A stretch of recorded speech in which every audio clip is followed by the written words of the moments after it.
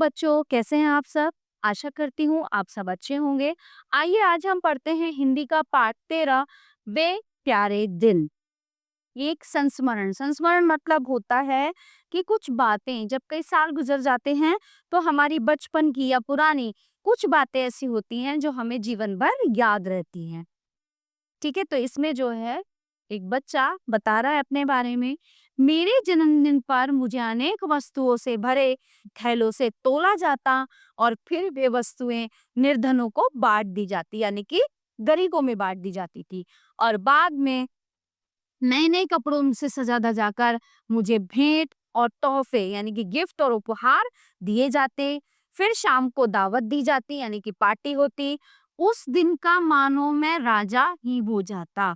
मगर मुझे इस बात का बड़ा दुख होता है कि वर्षगांठ मतलब जन्मदिन, बर्थडे साल भर में एक ही बार क्यों आती है। और मैंने इस बात पर आंदोलन सा खड़ा करने का प्रयास किया कि वर्षगांठ के अवसर वर्ष में एक बार ही क्यों और अधिक क्यों नहीं आया करें, कि मतलब जन्मदिन जो है बहुत सारे होने चाहिए। इस बच्चे का कहने का मतलब ये है।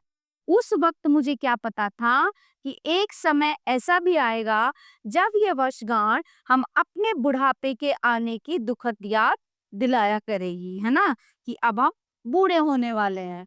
कभी कभी हम सब घर के लोग अपनी किसी भाई या रिश्तेदार या किसी दोस्त की शादी की बारात में भी नाचा करते। सफर में बड़ी धूम रहती। शादी के उत्सवों में हम बच्चों की सारी पाबंदियां ढीली हो जाती और हम आजादी से आ जा सकते थे। शादी खाने में कई कुटुंब यानी कई परिवारों के लोग आकर रहते थे और उनमें अनेक लड़के और लड़कियां भी होती थी।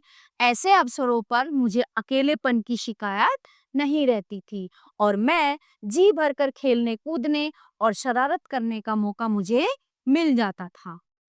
हाँ, कभी-कभी बड़े बूढ़ों की डांट फटकार भी अवश्य पड़ जाती थी।